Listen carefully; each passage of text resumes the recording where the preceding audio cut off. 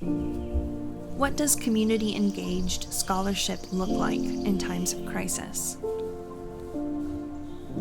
How can our work meet the urgency of the moment?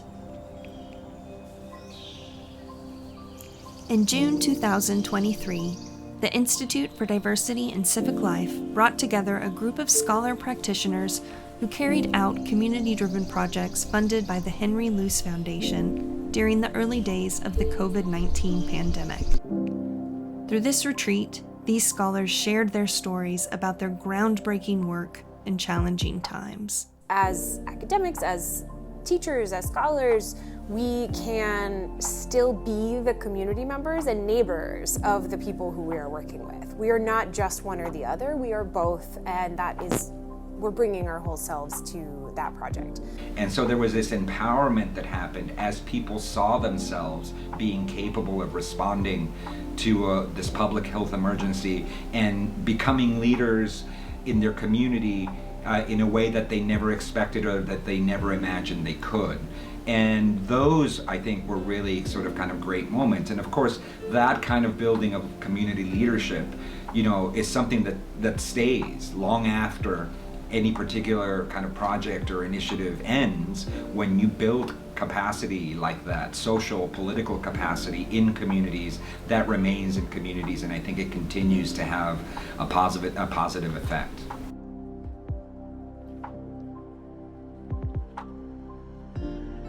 I think the ambition was just to be part of that response to the pandemic and to do what we could based on the relationships that we had in place and the resources that we had available to us. So the idea that the most immediate needs of our most vulnerable neighbors and the community nonprofits that we care about, especially those that deal with housing insecurity, homelessness, displaced communities, immigrant and refugee communities, post-incarcerated people, that do housing services for all of those, could be something that at the time of the pandemic was a very easy community to locate for both of us, where both the university and the seminary had a clear stake in engagement around this particular issue of social justice, and where we could put the needs of those neighbors first and come together in a collaborative way that wouldn't have happened outside of the pandemic. So that's how we kind of really targeted, was trying to think about who is falling through the cracks of these different federal programs, who's being missed, who's not being attended to, who's not being counted. And so that's how we really tried to set up how we reached out to people to try to provide these small grants.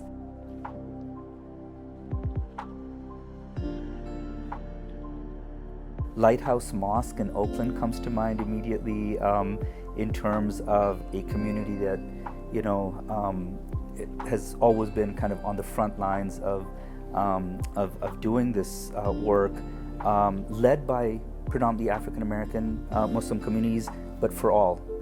So this is another real lesson that we've learned, is that often these vulnerable populations, but communities that are often marginalized, are often seen on the kind of receiving end of aid, or are the ones who are seen as the ones in need of, and we never see them as the ones who are providing all these incredible services. So there was this beautiful coalition that came together at a time when we were looking at divisiveness, when we were looking at how racism was tearing our country apart. And even after the funding ended, the constituents came to me and said, we don't want our work to end.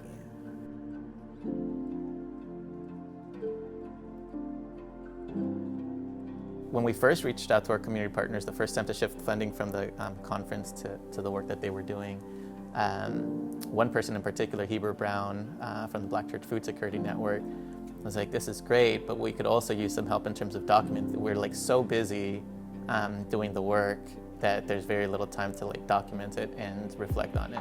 I would say to other people who are called upon to do this work, document, document, document. I just cannot tell you how important it is to create archives.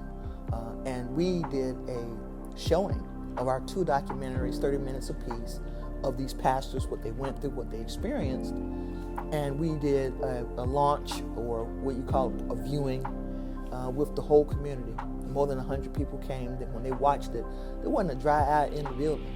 You know, because first of all, they couldn't even recall some of the things they said, how things looked, what it was all about. But then they had this document, and Dr.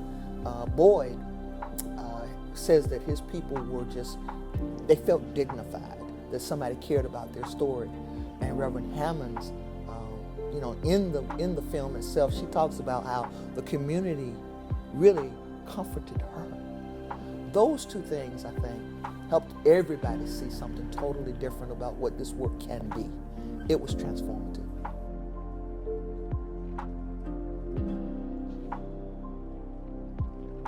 I would say that there is no right way to do it. There is no, there should be no should in doing this work. It's an iterative process, and it will be messy. And as long as you're bringing your humanity to it and trying to be that whole self, not just a scholar, but also a neighbor and friend, then you are going to accomplish a lot more in intangible, immeasurable ways than you will by trying to reach a specific product at the end of a project like this.